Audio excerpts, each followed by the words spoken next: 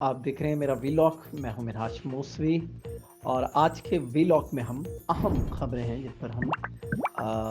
उन खबरों का पस मंज़र और उस पर तबसरा हम आपकी खिदमत में पेश करेंगे जो इस वक्त पाकिस्तान की सबसे बड़ी खबर बनी हुई है।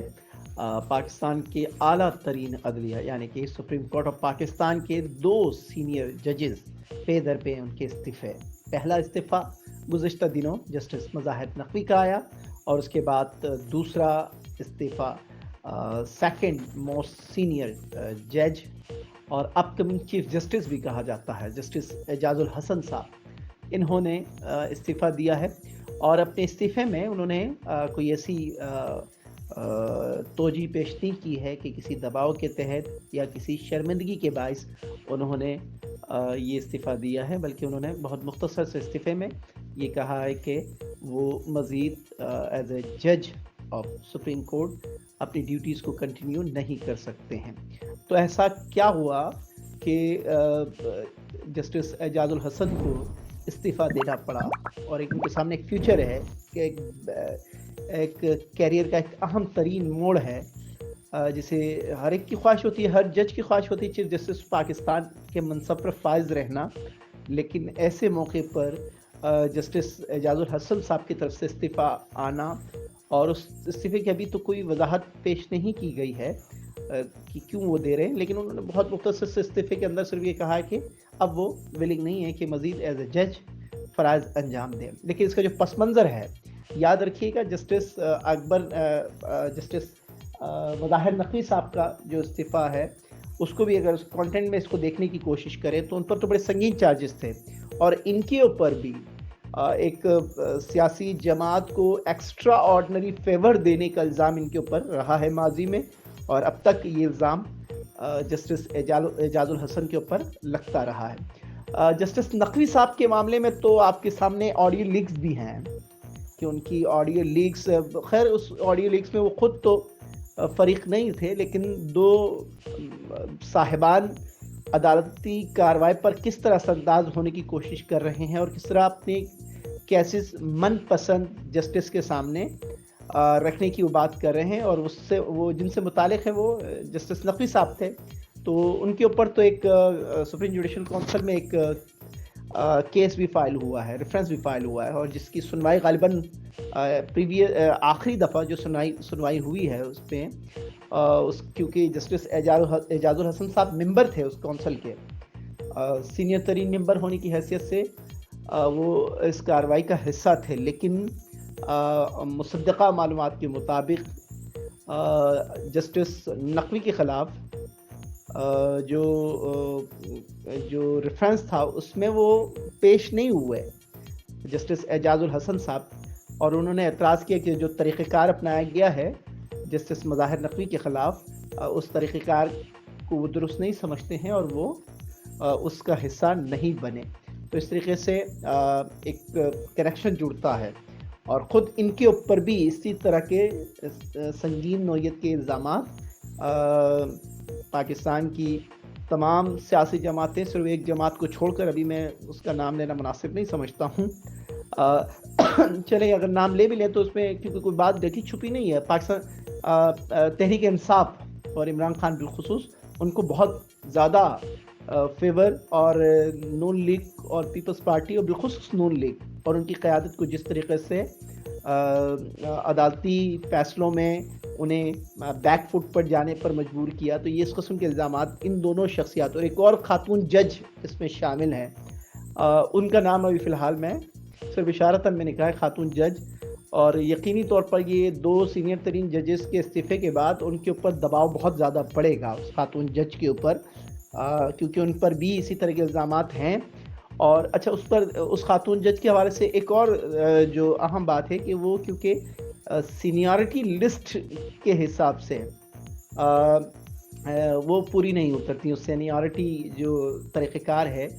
सुप्रीम कोर्ट का जज बनने के लिए जो मुरवज्जा तरीक़ाकार है उस पर वो पूरी नहीं उतरती। तो ख़ुद पाकिस्तान बार काउंसिल भी फ़रीक है, बहुत से सीनियर वकला भी इसमें माजी में एहतजाज करते रहे हैं और इमरान खान के ख़िलाफ़ भी सुप्रीम जुडिशल काउंसिल में शिकायत का इंदराज हुआ है। تو اب یہ بڑا کریکشن اس کو سمجھیے گا کہ یہ سپریم کورٹ اس وقت کس ڈائریکشن میں جا رہی ہے. اور ایک طرف chief justice of Pakistan justice قاضی فائز عیسیٰ صاحب اور ایک دبنگ قسم کی پرسنالٹی ہے، اور وہ جس طریقے سے عدالتی کارروائیوں کو لے کر چل رہے ہیں، اور ایک تو انہوں نے خود ایک کچھ اس طرح کہیے کہ عدالتوں کے اندر کچھ نئی چیزیں متعارف کرائی گئی ہیں. اس سے پہلے ہمیں اندازہ نہیں ہوتا تھا ایک عام پاکستان کے شہری کو کہ اعلیٰ عدالتوں کے اندر یا ماتحت عدالتوں کے اندر ایون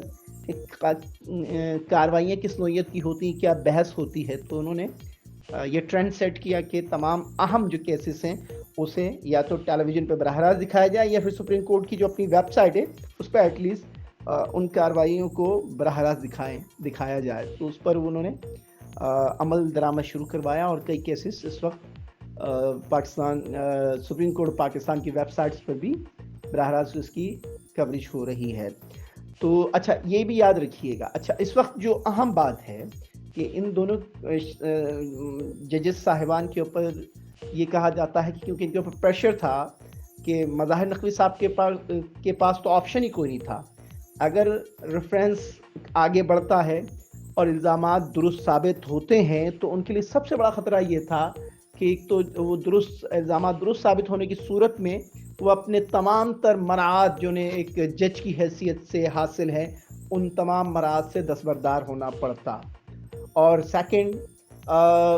پھر جو گلٹی یقینی طور پر الزام درست ہونے کے اوپر درست ثابت ہونے پر ایک جج کے لیے کتنی امبیرسمنٹ سچویشن ہوتی ہے. تو غالباً ان کا یہ استعفیٰ قبل از وقت اس لیے تھا کہ وہ ممکنہ طور پر یہ گمان کر چکے تھے کہ جس قسم کے الزامات ان پر ہیں اور ان الزامات کا وہ دفاع نہیں کر سکیں گے، تو بہتر یہ ہے کہ کم سے کم اپنی مراعات اور اپنے اسٹیٹس کو وہ بچا سکیں. تو انہوں نے قبل از وقت ان تمام کارروائیوں کا مقابلہ کرنے کے بجائے، اس کارروائی کو فیس کرنے کے بجائے ان کے لیے بہتر، انہیں یہ لگا کہ ان کے پاس بہتر آپشن یہ ہے کہ اپنے حالات کو بہتر رکھا جائے. مالی حالات کو، عزت آنی جانے والی چیز ہے تو انہوں نے مراعات کو اہمیت دی اور استعفیٰ دے دیا. اس سے ان کے لیے یہ سیف یہ ہوا کہ ان کا جو اسٹیٹس ہے وہ بھی برقرار رہے گا ایک ثابت جج کی حیثیت سے، اور سیکنڈ جو ان کی مراعات ہوں گی وہ بحال رہیں گی. اور میرے خیال سے جسٹس اعجاز الحسن کے معاملے میں بھی کم و بیش صورتحال ایسی ہی نوعیت کی ہونے جا رہی تھی، کیونکہ تقریباً الزامات دونوں پر سیم نوعیت کے ہیں.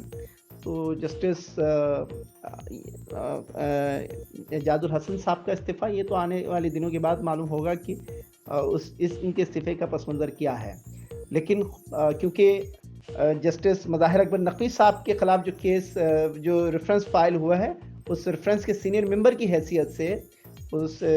سپریم جوڈیشل کونسل کے سینئر ممبر کی حیثیت سے جسٹس اعجاز الحسن صاحب ممبر تھے، اور یہ ان کی آنکھوں دیکھا حال ہوگا یقینی طور پہ کہ وہ سمجھ سکتے ہیں کہ کس قسم کی صورتحال پیدا ہو سکتی ہے. تو وہ پھر اس کیس کا حصہ نہیں بنے، انہیں ہٹا کے پھر دو مزید سینئر ججز کو کونسل کا ممبر بنایا گیا. تو یہ کنیکشن ہے کہ میں بھی کہ آئندہ چند دنوں میں یہ واضح ہو جائے گا. لیکن کیونکہ الزامات ہر ایک پر لگتی ہیں، جیسے آپ سب کے علم میں ہے جسٹس قاضی فائز عیسیٰ صاحب کے خلاف بھی سنگین نوعیت کے الزامات لگائے گئے، اور ان پر بھی سپریم جوڈیشل کونسل میں ایک صدارتی ریفرنس فائل کیا گیا. اور اس وقت قاضی فائز عیسیٰ صاحب کے پاس بھی آپشن، غالباً یہی آپشن ان کے پاس بھی ہو سکتا تھا، یا تو وہ استعفیٰ دے دیتے عدالت سے اور باقی معاملات کو آسان کر دیتے اپنی زندگی میں. لیکن انہوں نے بڑا بولڈ اسٹیپ لیا جسٹس قاضی فائز عیسیٰ صاحب نے، کہ انہوں نے کہا کہ میں مقابلہ کروں گا، اور انہوں نے مقابلہ کیا، ان تمام کارروائیوں کا مقابلہ کیا. آپ کے علم میں ہے کہ جس طریقے سے ہم نے دیکھا کہ ان کی بیگم کو سرکاری اداروں کی طرف سے ہراساں کرنے کی کوشش کی گئی، اور بہرحال بالآخر اس وقت کی حکومت کو سرنڈر کرنا پڑا، کیونکہ اس میں کوئی جان نہیں تھی. صرف ایک جج کو، اور ان کے علم میں تھا کہ یہ مستقبل کے چیف جسٹس بن سکتے ہیں، تو انڈر پریشر رکھنا. لیکن وہ پریشر میں نہیں آئے اور انہوں نے تمام کیسز کا سامنا کیا، اور بالآخر حکومت کو سرنڈر کرنا پڑا، اور انہوں نے عزت پائی، اور وہ عزت ابھی تک برقرار ہے. باقی آئندہ की कारकर्दगी की बुनियाद पर ये हम नहीं कह सकते हैं कि उनकी इज़्ज़त ये बहाल रह सकती है या नहीं रह सकती, लेकिन अब तक की जो सूरत हाल हमारे सुप्रीम कोर्ट के अंदर नज़र आती है, उससे उनकी इज़्ज़त और वक़ार में इज़ाफ़ा ही हुआ है। ये अब तक के लिए इस सेगमेंट का ये अहम हिस्सा है। तो आज के वीलॉग में इतना ही। अपने कमेंट्स से हमें आगाह ज़रूर कीजिएगा और कि इसमें क्या कमी बेशी इसमें आपको नज़र आती है, तो हमें आगाह कीजिए, शेयर भी कीजिए, चैनल को सब्सक्राइब कीजिए, बेल आइकन को ज़रूर प्रेस कीजिए ताकि आप तक हमारी वीडियोस की अपडेट्स आती रहें। तब तक के लिए अल्लाह निगहबान।